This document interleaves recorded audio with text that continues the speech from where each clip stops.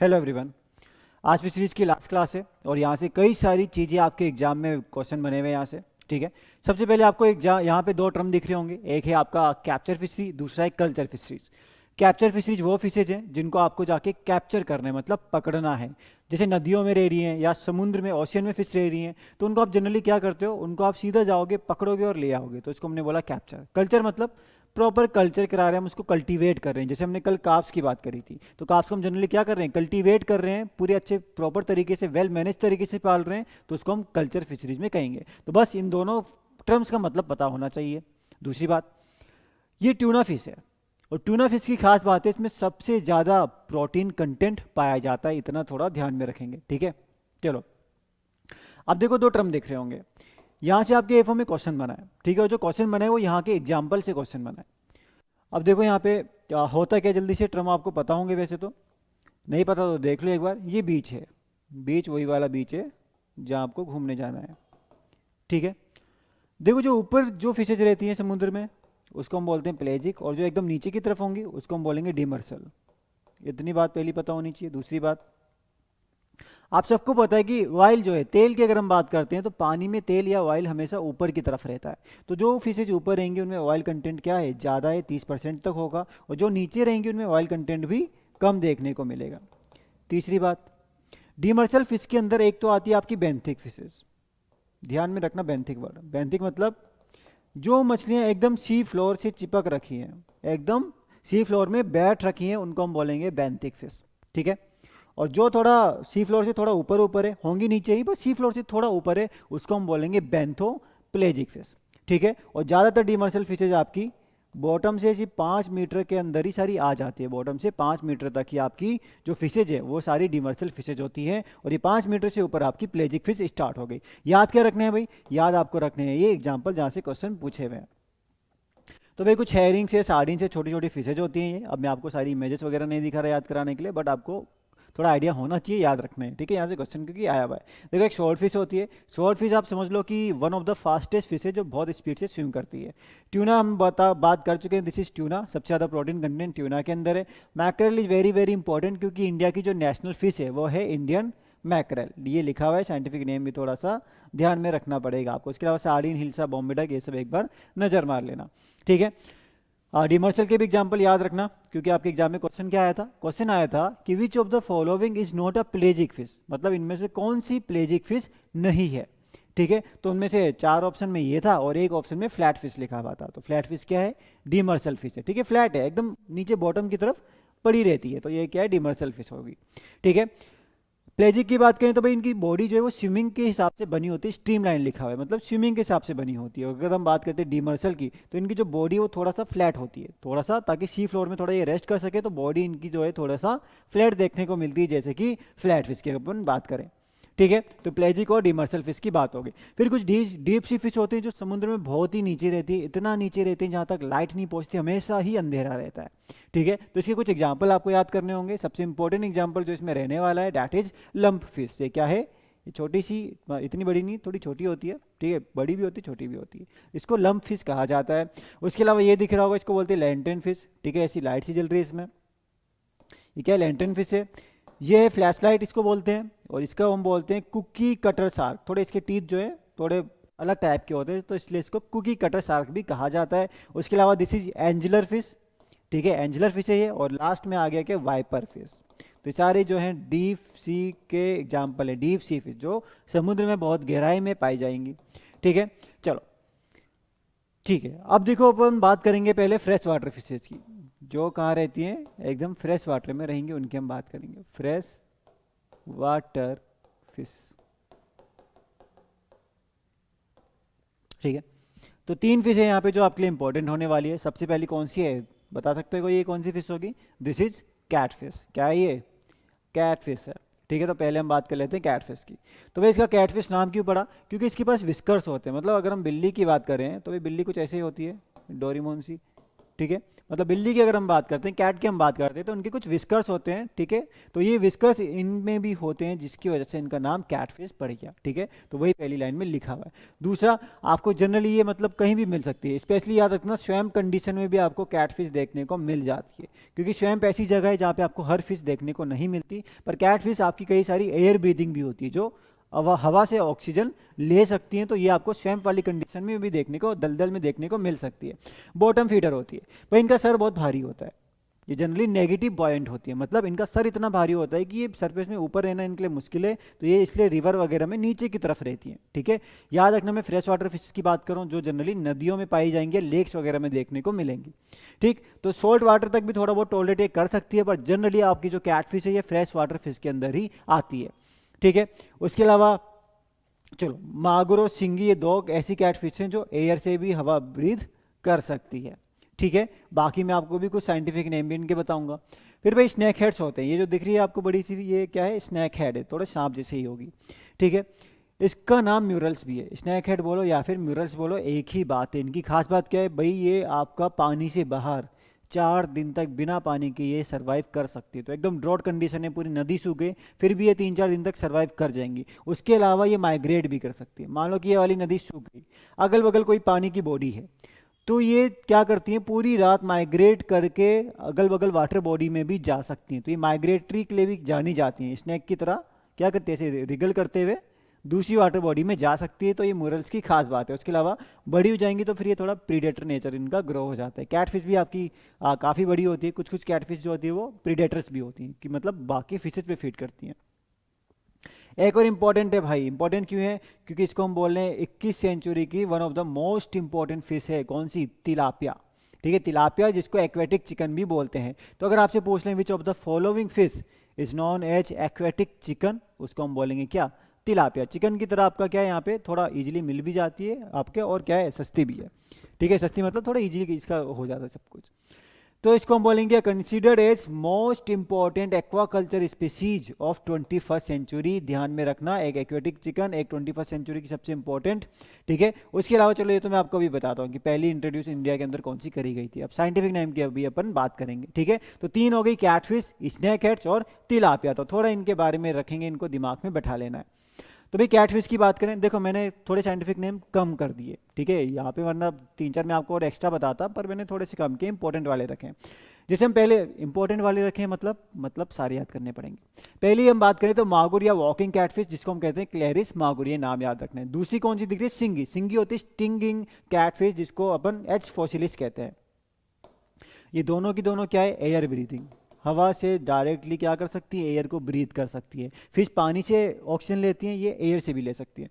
फिर एक आती है फ्रेश वाटर शार्क, और स्वैम्प में भी यही देखने को मिलती है, स्वैम्प, दलदल, इसका नाम क्या है, वालागाटू, ठीक है। अब ये मत समझना कि भाई फ्रेश वाटर फिश बोला और फिर स्वैम्प दलदल में रह रही है, ठीक है। दलदल भी फ्रेश वाटर है, क्योंकि भाई फ्रेश वाटर मतलब ये नहीं साफ पानी पी लोगे, फ्रेश वाटर मतलब सैलिनिटी कम है, ठीक है। फ्रेश वाटर मतलब कि वो आपका समुद्र ओशियन का पानी नहीं है, सैलिनिटी कम है, तो उसको हम फ्रेश वाटर यहाँ पे बोल रहे हैं। तो ये आपकी क्या होगी, वालागट्टू भी याद रखना, फ्रेश वाटर शार्क, क्यों, क्योंकि साइज बहुत बड़ा है और ये बड़ी बड़ी फिशेज को भी ईट कर जाती है, खा जाती है, तो इसलिए इसको हमने क्या बोला, फ्रेश वाटर शार्क बोला। अब ये क्या है भाई, ये है स्नैक हेड या म्यूरल।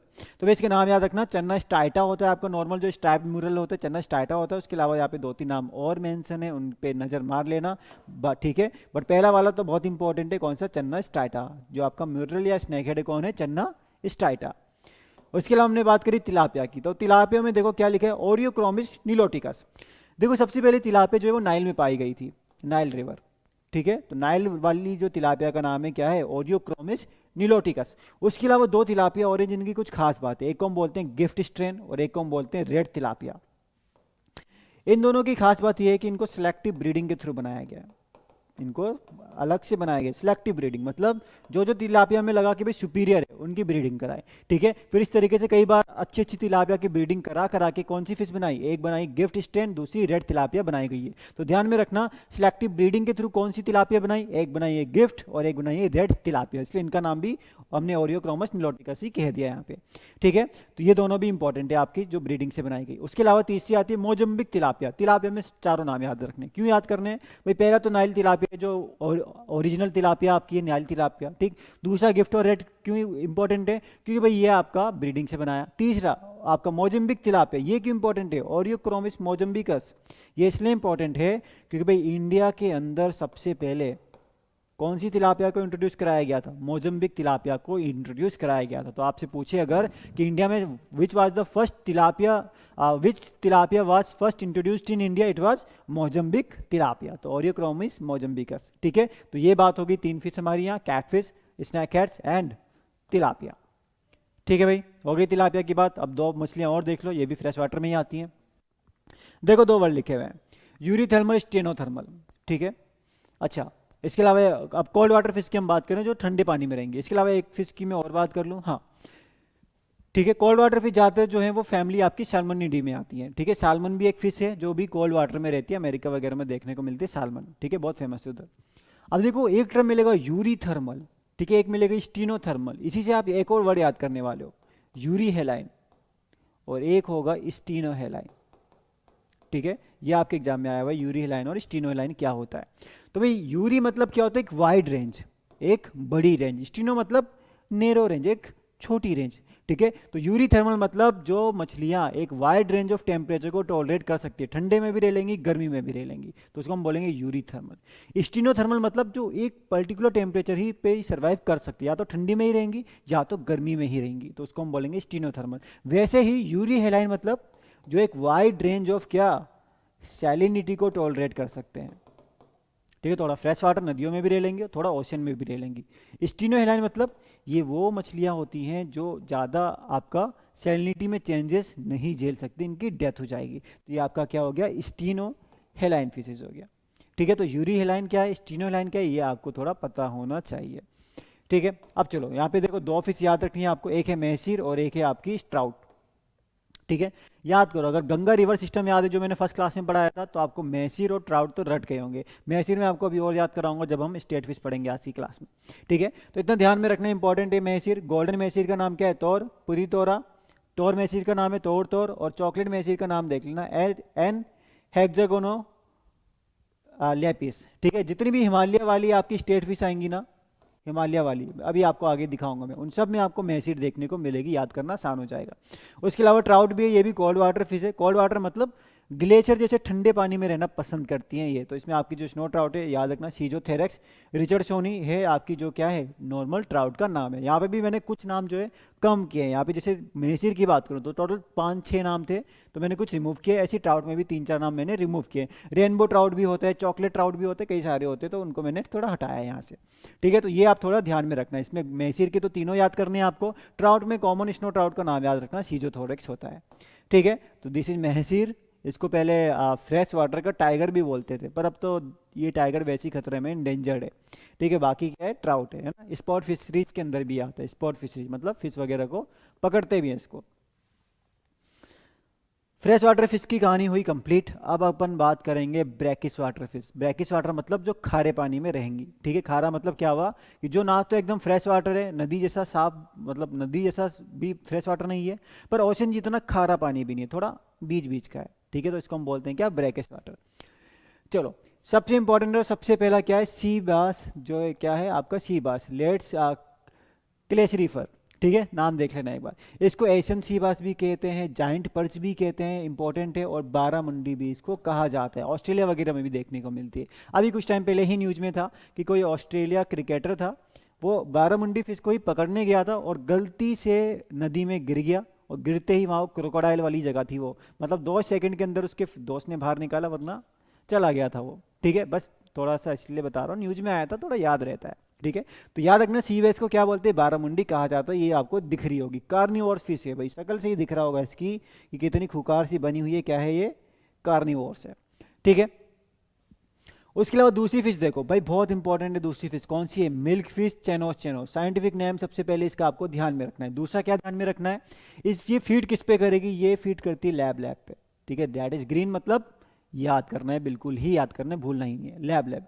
अब ये क्या होता है भाई, देखो पॉन्ड में क्या होता है, कई बार एल्गी एक कॉम्प्लेक्स बनाती है, मतलब एल्गी हो गई, एल्गी के साथ थोड़े फंजाई हो गई, बैक्टीरिया हो गए, तो ये सब मिलके क्या करते हैं, कॉम्प्लेक्स बनाते हैं, और ये कॉम्प्लेक्स पे ये फीड करती है कौन, मिल्क फिश फीड करती है, तो इसको लैब कहा जाता है, तो इसी पे फीड करेगी कौन, मिल्क फिश। तीसरी आ गई पर्ल स्पॉट, ठीक है, तो भाई पर्ल स्पॉट को देखो करीमीन बोलते हैं इसको, कहाँ, केरला के अंदर, ठीक है। अब इसके बारे में थोड़ी और बात करेंगे। चलो भाई सी बेस के बारे में एक चीज ध्यान में रखना, it is hermaphrodite in nature, ठीक है। ग्रोथ तो चलो इसकी फास्ट होती है एक, ठीक है। दूसरा क्या है, हर्माफ्रोडाइट इन नेचर, मेल जो है वो फीमेल में कन्वर्ट हो जाता है, ठीक है। मेल क्या करता है, बाद में फीमेल में कन्वर्ट होता है, तो इसको थोड़ा रियर करने में, पालने में थोड़ी दिक्कतें आती हैं। अब तो थोड़ी टेक्निक आ गई कि कुछ इंजेक्शन वगैरह लगा के रखो तो मेल ही रहेगा या फीमेल ही रहेगा, ठीक है, तो दिक्कत थोड़ी कम होगी। तो याद रखना कि जो आपका सी बेस है, इसकी क्या खास बात है कि भाई पैदा ये मेल हुआ, पर फिर फ्यूचर में ऐसा हो सकता है कि फीमेल में कन्वर्ट हो जाएगा, तो हर्माफ्रोडाइट ही होगा, ठीक है। उसके अलावा ये दोनों की फास्ट ग्रोथ होती है आपका, ये आपका 6 से 8 महीने में तैयार, ये आपका 3 से 4 महीने में मिल्क फिश जो है तैयार होगी, तो फास्ट ग्रोइंग है, इसलिए क्या है, ये काफ़ी अच्छी फिश मानी जाती है मिल्क फिश चेनोस। तीसरी हमने बोली पर्ल स्पॉट, इसकी खास बात ये है कि थोड़ा स्लो ग्रो करती है, एक साल लग जाता है इसको पूरा ग्रो करने में। कार्ब्स को भी इतना ही टाइम लगता है, ठीक है, कार्ब्स भी आपकी 9-10 महीने या 1 साल में जाके ग्रो करती है, तो वैसे ही आपकी क्या है यहाँ पे पर्ल स्पॉट भी है, ठीक है। तो ये थोड़ा सा ध्यान में रखा जाए।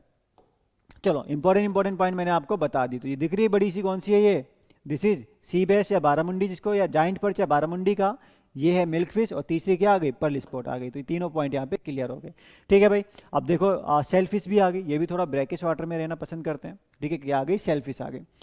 तो भाई सेल फिश क्या होती है, लिखा है दीज आर इन्वर्टिब्रेट्स, क्या है, इन्वर्टिब्रेट्स है जिनके पास एक एक्जोस्केलेटन होता है। क्या होता है, एक्जोस्केलेटन, मतलब अंदर इनकी सॉफ्ट सी बॉडी होती है और बाहर इनका एक्जोस्केलेटन होता है, जैसे स्नेल है, स्नेल देखा है कभी, ठीक है, नहीं देखा तो अभी दिखाते हैं।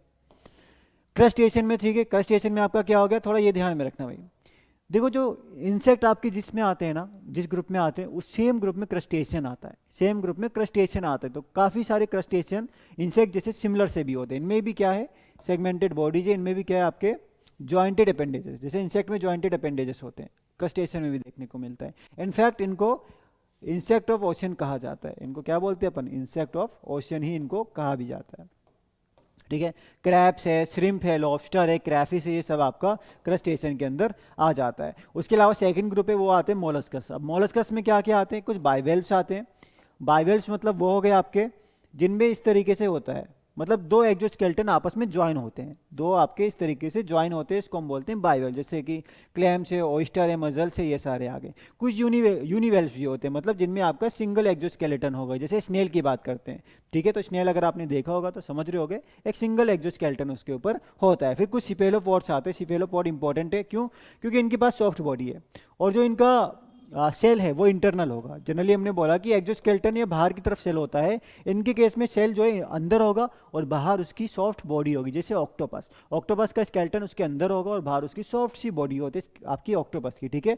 स्क्विड वगैरह भी इसी में आते हैं, स्क्विड भी ऑक्टोपस जैसा दिखता है पर थोड़ा ऑक्टोपस से बड़ा होता है ये, ठीक है। तो ये हो गए सिफेलोपोड्स, याद रखने सिफेलोपोड में आएंगे कौन, सिफेलोपोड में आएंगे ऑक्टोपस, ठीक है। ऑक्टोपस बहुत ज़्यादा मतलब थे, मतलब बहुत सारी इंपॉर्टेंट कैरेक्टरिस्टिक है, मतलब क्यूरियोसिटी पॉइंट से इंपॉर्टेंट है, एग्जाम पॉइंट से इतना नहीं पूछता आपसे ऑक्टोपस का। यहाँ से पूछता है, पर प्रॉन्स से पूछता है, क्योंकि भाई प्रॉन्स जो है ये थोड़ा कॉमन डिश वगैरह है। अगर आप ठीक है कोस्टल रीजन में जाओगे, गोवा वगैरह जाओगे, पौंडीचेरी जाओगे, वहाँ तो खाओगे ही खाओगे, मतलब नॉन वेजिटेरियन तो वहाँ तो खा ही सकते हो, बट उसके अलावा मॉल्स वगैरह में भी प्रॉन्स वगैरह कॉमनली मिल जाते हैं। तो अगर हम फ्रेश वाटर प्रॉन्स की बात करें तो भाई पहला देखो क्या है, नाम याद रखना है, जाइंट फ्रेश वाटर प्रॉन, ठीक है, स्कैम्पी, ये है जाइंट फ्रेश वाटर प्रॉन, ठीक है। नाम याद रखना है भाई, बहुत इंपॉर्टेंट है, मैक्रोब्रेकियम रोजनबर्गी, क्या नाम है, मैक्रोब्रेकियम रोजनबर्गी, तो ये नाम याद रखना होगा। दूसरा इंडियन रिवर प्रॉन, ये भी मैक्रोब्रेकियम क्या है, मैक्लोम सोनी, तो ये दोनों नाम याद रखना। उसके अलावा होने के लिए गंगा रिवर प्रॉन भी होता है, ठीक है, पर वो सब थोड़े कम देखने को मिलते हैं आपके। मोस्टली सबसे ज़्यादा इंडिया में कौन सा मिलेगा, जायंट फ्रेश वाटर प्रॉन मिलेगा, और उसके बाद इंडियन रिवर प्रॉन मिलेगा, ठीक है। तो नाम साइंटिफिक नाम है यहाँ थोड़ा इंपॉर्टेंट रहने वाला है। उसके अलावा अगर हम बात करें तो भाई इसके अंडे इंक्यूबेट होते हैं 20 दिन के लिए 28 डिग्री सेल्सियस में, ये वार्म वाटर में रहना पसंद करता है। 28 डिग्री मतलब थोड़ा आपका क्या है, वार्म कंडीशन में ये, ठीक है। तो 20 दिन लगते हैं इसके अंडे को हैच करने में, ठीक है। तो अंडे इसके बन गए, उसके बाद 20 दिन के बाद जाके हैच होंगे। हाँ, एक और चीज़ है भाई, ये फ्रेश वाटर प्रॉन है जो फ्रेश वाटर में रहना पसंद करते हैं, पर इनके जो लार्वी होते हैं, लार्वी जो इनिशियल स्टेज है उसको थोड़ा ब्रैकिश वाटर चाहिए होता है, ठीक है। नाम फ्रेश वाटर है पर इसकी इनिशियल स्टेज को फ्रेश ब्रैकिश वाटर चाहिए, उसके बाद ये थोड़ा बड़ा होगा तो आप इसको फिर फ्रेश वाटर में इजीली ट्रांसफ़र कर सकते हो। ठीक है, चलो और कुछ नहीं, यहाँ पे इसका रियर करने का तरीका यहाँ पे एक लिखा हुआ है।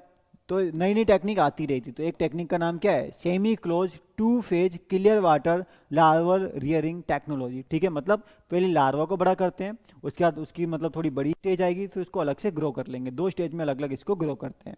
और यहाँ पे इसको जो हम खिलाते हैं, ठीक है, इसको आपका यहाँ पे ये खिलाया जाता है, इसको हम बोलते हैं नेप्यूली, इसको नेप्यूली। ठीक है, इतना आपको ध्यान देने की जरूरत नहीं है। ठीक है, बस ये आपकी एक टेक्निक मैंने मेंशन की है।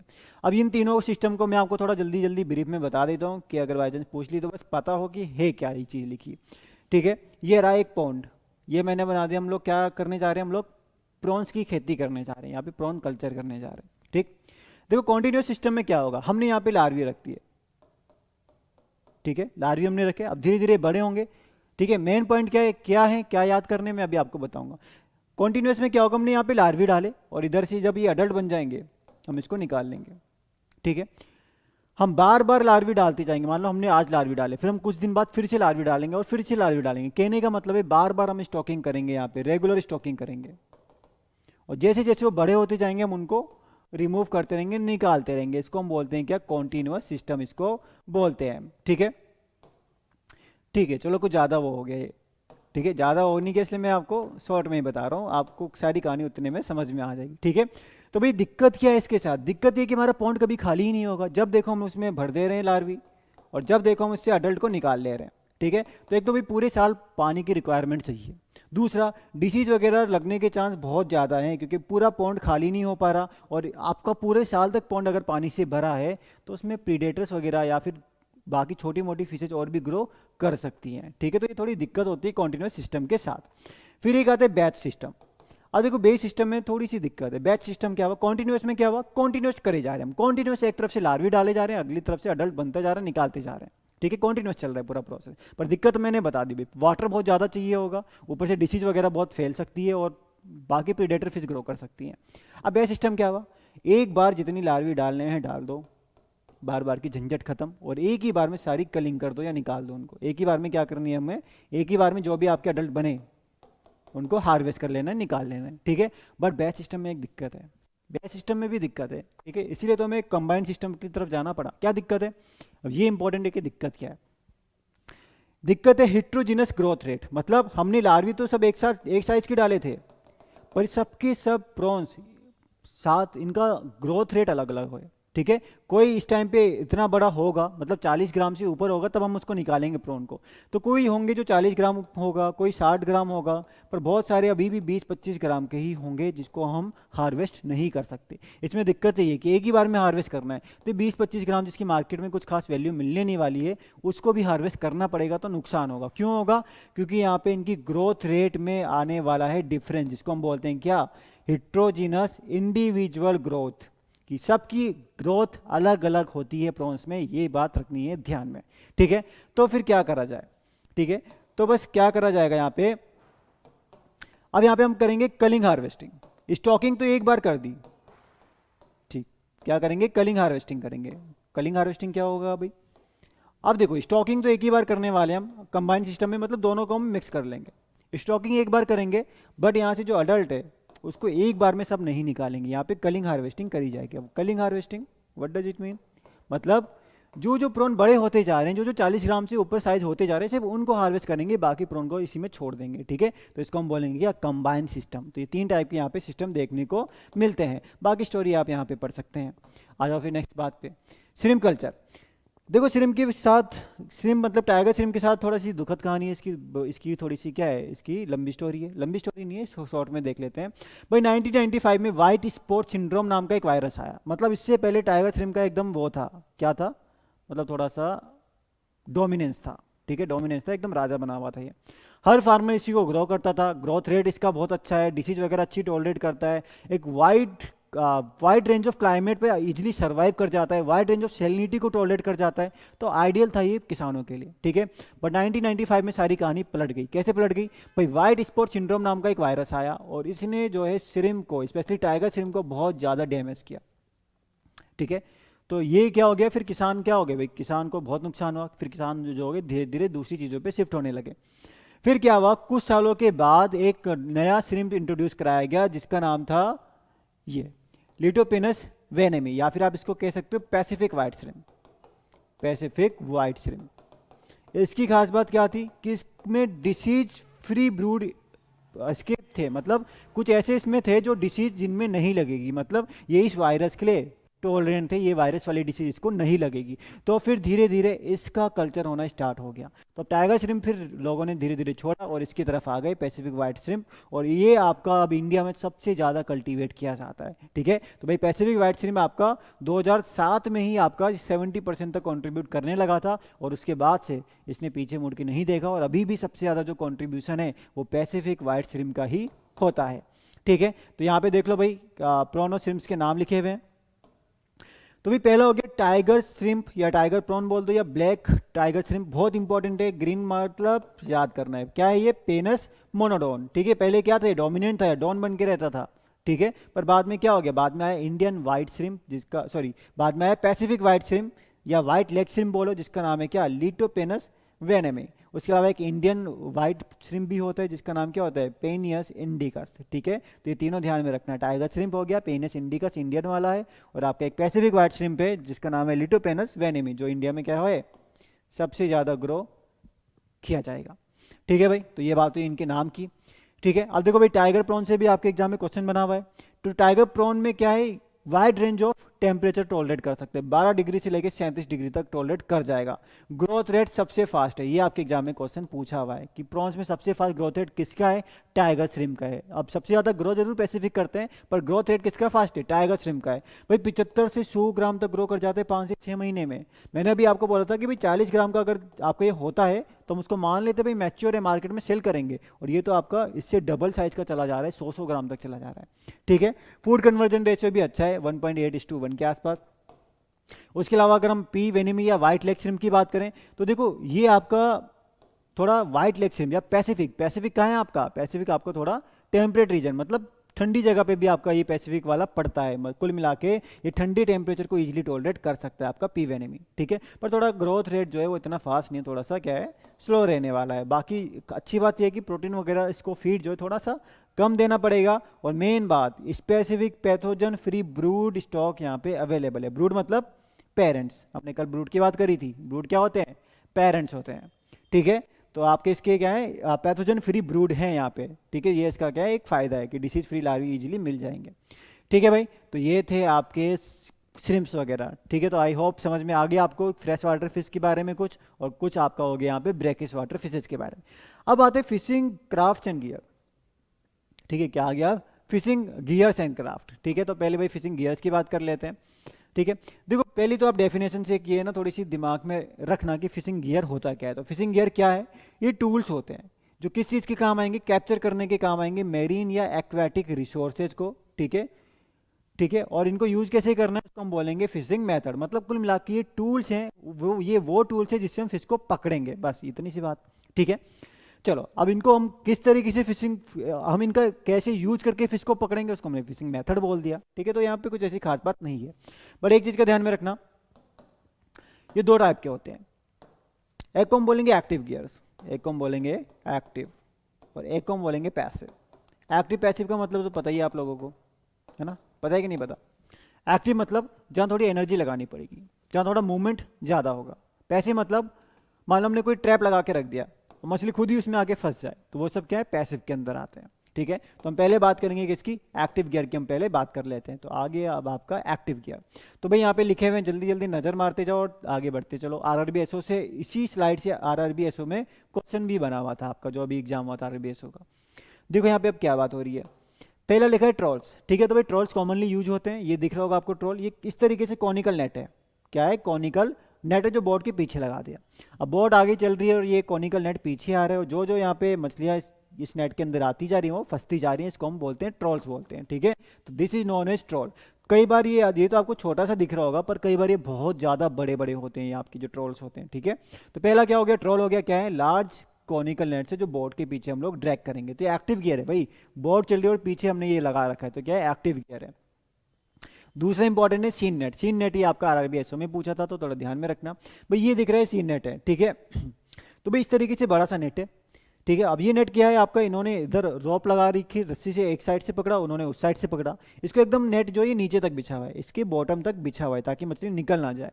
अब इसको ये दोनों ऐसे ले जाएंगे और फिर ये बंदा भी इधर आ जाएगा और जितनी मछलियाँ इसमें फंसी उसको निकाल लेंगे। तो इसको अपन बोलते हैं क्या, सीन नेट इसको कहा जाता है। यहाँ पे देखो एक तो एग्जाम्पल है, जैसे कि डेनिश सीन है या फिर स्कॉटिश सीन है, ठीक है। डेनिश और स्कॉटिश सीन, डेनिश सीन थोड़ा ध्यान में रखना, ये आपके बोट से ऑपरेट करते हैं। नॉर्मल अगर हम सीन की बात करें तो हाथ से भी, हैंड ऑपरेटेड भी हैं, बट कुछ सीन ऐसे भी होते हैं जिनको नाव की हेल्प से ऑपरेट किया जाता है, ठीक है। चलो, तो डेनिश सीन, स्कॉटिश सीन पता होना चाहिए। रंपानी नेट भी आपके इसी में आते हैं। शोर सीन्स क्या है आपका, शोर सीन या बीच सीन, इसको थोड़ा बीच में इसका इस्तेमाल किया जाएगा, तो ये सब थोड़ा ध्यान में रखना, सब सीन नेट के अंदर आते हैं यहाँ पे। सेकंड नंबर, थर्ड नंबर पे देखो क्या है, पर्स सीन है।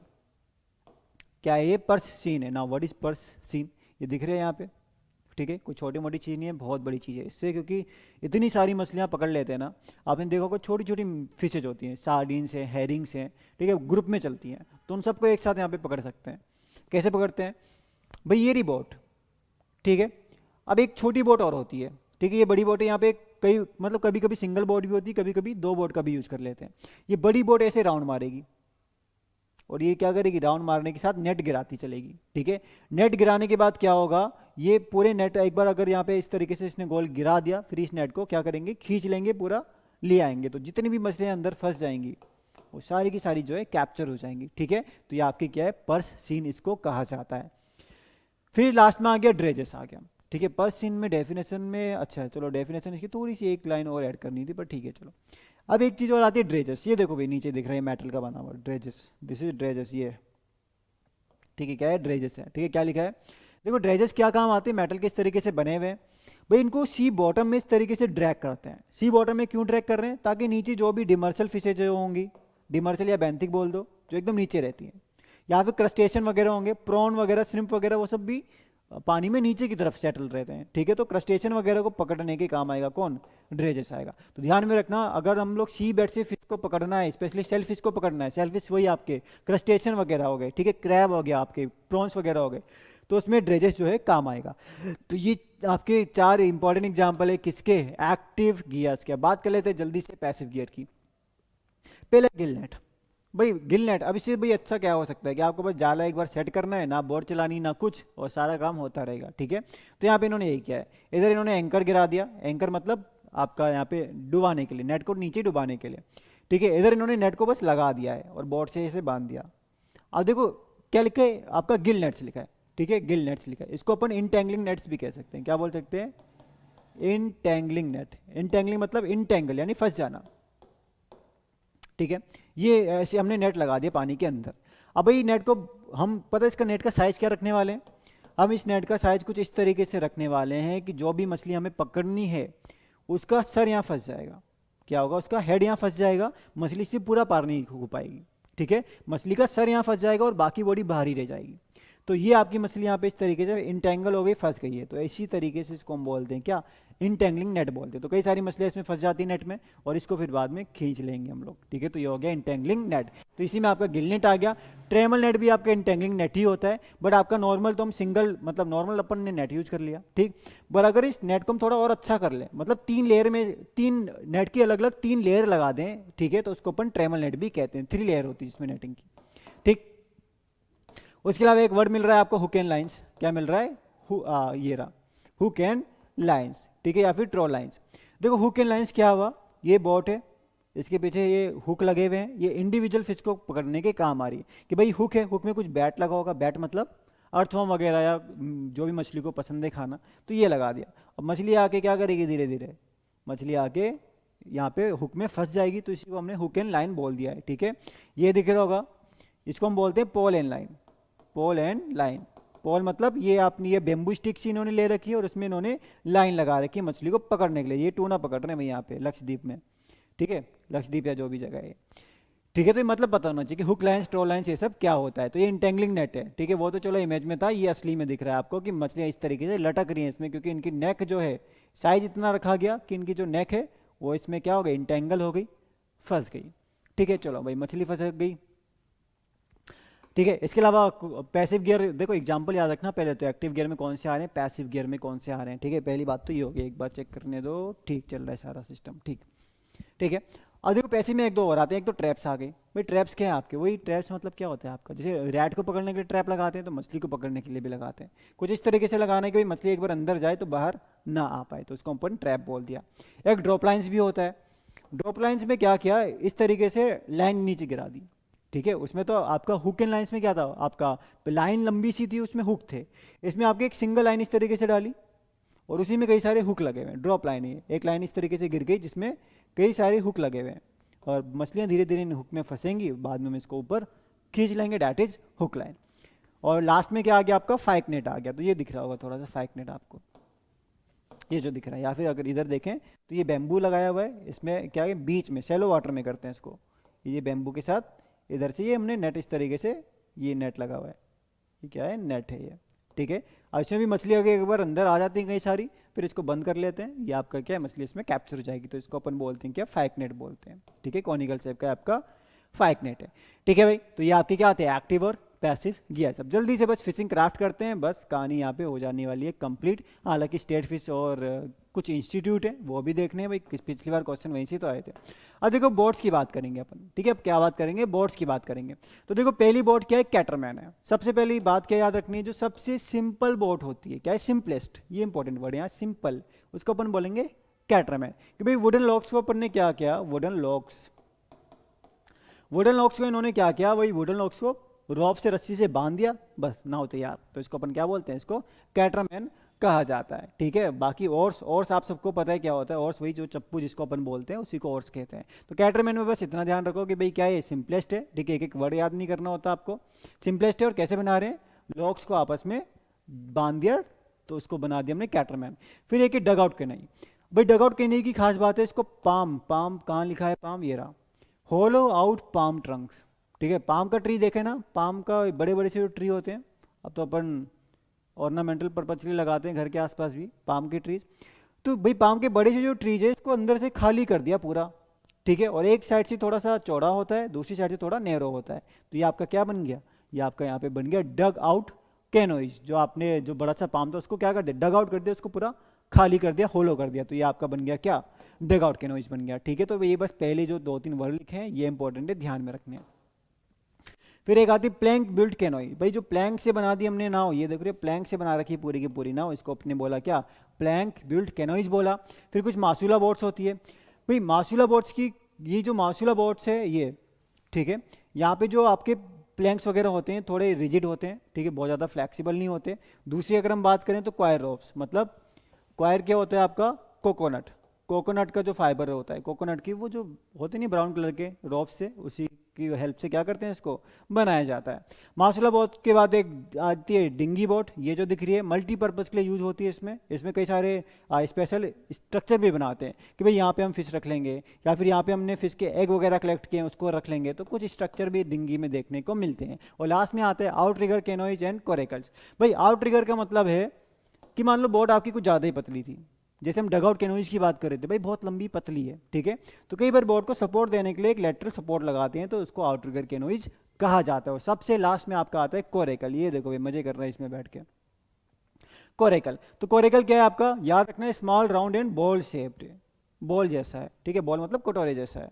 ठीक है, इसको अपन क्या बोल रहे हैं, कैनाई बोल रहे हैं। किससे बनाए ये भी ध्यान, एक तो लाइट वेट होगा, किससे बनाए, ग्रास से बनाए, रीड सैपलिंग वगैरह इन सारी चीज़ों से मिलकर इसको बनाया गया है। ठीक है, तो ये थोड़ा सा इसके बारे में ध्यान रखना है, क्या बोलेंगे इसको, कोरेकल बोलेंगे, बॉल शेप्ड का है। ठीक है, ग्रासेज वगैरह इन सबसे बनाया गया है। अब भाई कुछ मशीन वाली, अब कुछ ऐसी भी बोट होती है जिनमें लगी होती हैं क्या, मशीन जिनमें लगी होती हैं, जैसे कि स्टंट रोलर है, ये दिख रहा होगा भाई, ये एक खतरनाक सा। ठीक है, क्या है, स्टंट रोलर से बड़े बड़े होते हैं। ठीक है, इनमें क्या है, ट्रोलिंग के लिए इसमें नेट लगाते हैं। अब मैं ट्रोल क्या होता है, TRAW, मैंने आपको बता दिया ट्रोल, व्हाट इज ट्रोल। ठीक है, ट्रोल क्या होता है, ट्रोल आपका ऐसे कॉनिकल बैग्स थे, कॉनिकल नेट था जो बोट के पीछे बांधते हैं। ठीक है, और कई बार वो बोट इतनी बड़ी होती है जिसके पीछे बहुत बड़े बड़े कॉनिकल नेट बांधते हैं अपन। ठीक है, तो इनको अपन बोलते हैं क्या, ट्रोलर्स बोलते हैं इनको। ठीक, ईस्टर्न ट्रोलर्स बोल दिया इनको। दूसरा आ गया क्रिल नेटर्स। भाई क्रिल आपका जैसे प्रॉन्स नहीं होते, तो प्रॉन्स से भी बहुत छोटे छोटे से होते हैं, इनको अपन क्रिल्स कहते हैं। ऐसे पिंक पिंक या ऑरेंज आपके थोड़े रेडिश कलर के ये दिखते हैं क्रिल्स, ठीक है। तो उनके पकड़ने के लिए स्पेशली जो बोट या नेट यूज किया जाता है उसको क्रिल नेटर बोल दिया उस बोट को, ठीक है। ऐसी डॉल नेटर्स होता है, कुछ ऐसी भी फिशेज होती हैं जो क्रिल नेटर मतलब वो नेट है जो स्पेशली क्रिल्स फिश को पकड़ने के काम आ रहे हैं। ऐसी डॉल नेटर्स भी आपका अलग से होता है, ये भी कुछ अलग अलग फिशेज को पकड़ने के काम आते हैं डॉल नेटर्स। उसके अलावा अगर हम बात करें तो ट्रोलिंग वेसल्स, देखो ट्रोलिंग क्या होता है, देखो ये this is different, this is TRAWL, this is TROLL, ठीक है, दोनों में डिफरेंस होगा। ट्रोलिंग में क्या बोला अपन ने कि भाई कॉनिकल बैग है, पर TROLL क्या है भाई, ये भी आपकी बोट ही है, पर यहाँ पे अपन क्या करने वाले हैं, यहाँ पे हुक एंड लाइन्स लगेगी। ये मान लो आप सॉरी ये आपका पोल एंड लाइन, मान लो कि इस तरीके से पोल है और यहाँ पे लाइन्स लगी होंगी, ठीक है, पोल है लाइन्स लगी होंगी जिनमें क्या होंगी फिश फंसेंगी, तो इसको अपन बोलेंगे ट्रोलिंग वेसल्स, ठीक है। तो ये है आपकी बात किसकी, ये थी आपकी बात बोट्स की, जितना शॉर्ट और कंसाइज हो सकता है उतना शॉर्ट और कंसाइज रखा। अब बात करते हैं भाई बायोफ्लॉक क्या होता है, जल्दी से एक नई नई टेक्निक आई है जिसको जल्दी से जिक्र कर लेते हैं। भाई बायोफ्लॉक, बायो मतलब लिविंग और फ्लॉक मतलब एग्रीगेट। फ्लॉक मतलब क्या होता है भाई फ्लॉक मतलब फ्लॉक, ठीक है। जल्दी से देख लेते हैं बायोफ्लॉक क्या है, आपके एग्जाम में मेरे ख्याल से तो बायोफ्लॉक का भी एक क्वेश्चन एक बार पूछा हुआ है।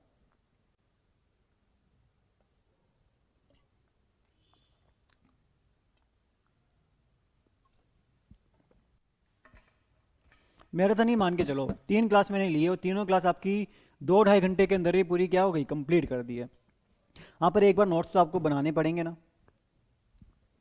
चलो भाई बायोफ्लॉक सिस्टम, अब देखो बायोफ्लॉक में क्या करना है, ये यहाँ पे क्या है, ये बायोफ्लॉक का पूरा प्रोग्राम यहाँ पे इन्होंने किया हुआ है, ठीक है। ये आपका मान लो कि जो भी बड़ा सा टब आपने ले लिया, ठीक है, इस टब में क्या है पानी भर दिया, मछली तो पानी में रहती है, ठीक।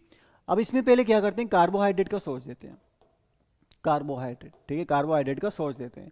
भाई कार्बोहाइड्रेट मतलब कार्बन ज़्यादा होगा, कार्बन ज़्यादा होगा तो CN रेशियो ऑब्वियसली ज़्यादा हो जाएगा, ठीक है, कार्बोहाइड्रेट दे दिया। अब इस कार्बोहाइड्रेट की वजह से माइक्रो ऑर्गेनिज्म धीरे धीरे ग्रो करेंगे, क्योंकि भाई माइक्रो ऑर्गेनिज्म का खाना ही क्या है, कार्बन है, ऑर्गेनिक कार्बन या ऑर्गेनिक मैटर। तो धीरे धीरे इस कार्बोहाइड्रेट पे फीड करेंगे कौन, माइक्रो ऑर्गेनिज्म, और ये माइक्रो ऑर्गेनिज्म धीरे धीरे क्या करते हैं, इतनी ग्रोथ हो जाती है इनकी कि ये फ्लॉक्स बनाने लगते हैं, मतलब एक एक जगह इकट्ठा होने लगते हैं। मान लो यहाँ थोड़ा कार्बोहाइड्रेट था, यहाँ पे कई सारे माइक्रो ऑर्गेनिज्म की ग्रोथ हो गई, ठीक है। इस तरीके से कई जगह पे ये क्या बनाएंगे, फ्लॉक्स बनाने लग जाएंगे, इकट्ठा हो जाएंगे माइक्रो ऑर्गेनिज्म, ठीक। ये होने लगा काम।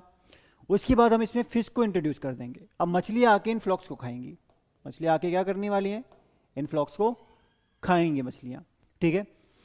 फ्लॉक्स को खाने के बाद इन्होंने इस फ्लॉक्स को खाया, माइक्रो ऑर्गेनिज्म को खाया, और जो भी मछलियाँ वेस्ट मटेरियल रिलीज करेंगी, ठीक है, उस वेस्ट मटेरियल को ये माइक्रो ऑर्गेनिज्म वापस से यूज कर लेंगे एज अ फूड, और फ्लॉक्स इनकी ग्रोथ बढ़ाते जाएंगे, ठीक है। तो भाई माइक्रो ऑर्गेनिज्म वाटर को भी साफ करते जा रहे हैं, क्योंकि फिश का वेस्ट मटेरियल ये रिमूव करते जा रहे हैं, ठीक है, और साथ में क्या कर रहे हैं, ग्रो भी कर रहे हैं और फिश का फूड भी बनाते जा रहे हैं, ठीक है। तो कुल मिला के क्या हो गया, इसी को हम बोलते हैं बायोफ्लॉक सिस्टम, ठीक है। बायोफ्लॉक में क्या आपका बैक्टीरिया, एल्गी, फंजाई, इन सब की जो है क्या होता है, इन सब का आपका ग्रोथ हो सकती है।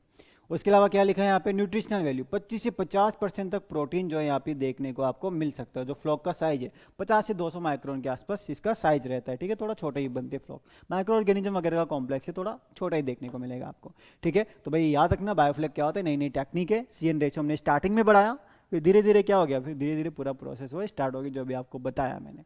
बस 2 चीज़ें और कंप्लीट कर लेते हैं। एक तो आ गई भाई स्टेट फिश, है ना, देखो कैसे याद करते हैं अपन स्टेट फिश।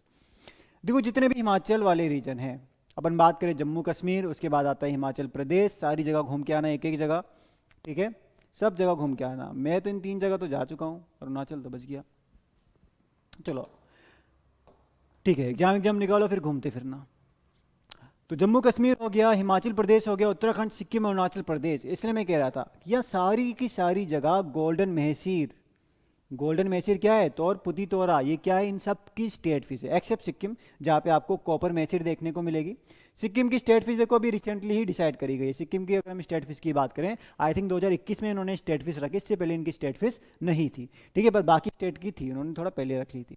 हाँ, स्टेट फीस का कॉन्सेप्ट जो है वो आपका NBFGR, NBFGR क्या है, कहाँ है, पिछली बार A4 में क्वेश्चन आया है, 2006 में इसने स्टेट फीस का कॉन्सेप्ट ये लेके आया, ठीक है, national bureau of fish genetic resource in Lucknow, ठीक है, लखनऊ से हूँ मैं भी, वैसे उत्तराखंड से हूँ वैसे तो, पर लखनऊ में भी रहते हैं, वहाँ पर दिखी नहीं मुझे ये बिल्डिंग अभी तक।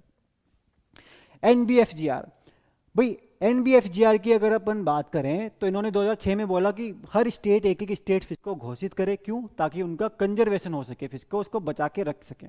ठीक है, तो भाई हिमालय वाले ने क्या किया, मैंने आपको बताया कि भाई महसीर और आपकी महसीर बताई थी आपको, एक और फिश तो बताई थी मैंने आपको। ठीक है, चलो महसीर ध्यान में रखो।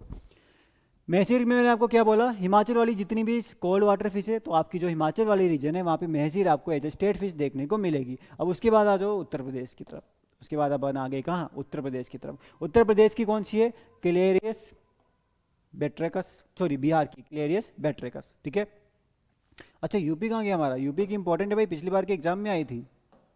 कोई नहीं, यूपी की मैं खुद ही बता देता हूँ, यहाँ पे मेंशन नहीं है, कोई बात नहीं है तो मैं मेंशन कर देता हूँ। ठीक है, यूपी की सबसे पहले ध्यान में रखना। अच्छा ये लिखी तो इतनी बड़ी बड़ी, चित्तल, चित्तल है यूपी की स्टेट फिश है ना, ये लिखी वीडियो में क्या है, chital is the state fish of UP. ये आपका पिछली बार जो है एफओ में क्वेश्चन आया हुआ है। यूपी के बाद आता है बिहार, और बिहार में क्या है, कैट फिश। कौन सी कैट फिश, मागुर जो है वहाँ की स्टेट फिश, वहाँ की क्या रखी हुई है, बिहार की स्टेट फिश रखी हुई है मागुर। बंगाल की मैंने आपको ऑलरेडी बताया हुआ है, हिल्सा के बारे में 100 बार बता दिया कि हिल्सा इतनी इंपॉर्टेंट फिश है बिहार की कि अभी इंडिया और बांग्लादेश का सीन हो गया था हिल्सा के चक्कर में। बांग्लादेश ने मना कर दिया था हिल्सा नहीं देंगे, ठीक है, पर बाद में मान गए थे और हिल्सा नवरात्रि के टाइम पे दे दिया था, क्योंकि भाई बंगाल की सबसे फेमस फिश है हिल्सा, और सबसे ज़्यादा कंजम्पशन जो है बंगाल में इसका। ओडिशा की बात करें तो यहाँ महानदी मैसीर है, उसके अलावा त्रिपुरा की देख लेना आप। ठीक, उसके अलावा कुछ और नॉर्थ ईस्ट रीजन है, मिजोरम हो गया, नागालैंड हो गया, तो यहाँ पे भी आपका देख लेना भी क्या लिखा हुआ है। उसके अलावा चॉकलेट मैसीर जो है वो है आपकी नागालैंड की। फिर बचते हैं आंध्र प्रदेश और कर्नाटका। आंध्र प्रदेश की तो मुरल है, ठीक है, चन्ना स्टैटस, और कर्नाटका की बात करें तो ये है कार्नेटिक कार्प। तो ये थोड़ी सी स्टैट फिशेज हैं जो आपको ध्यान में रखनी होगी, यहाँ से पिछली बार जो है आपके एग्जाम में क्वेश्चन बन गया था।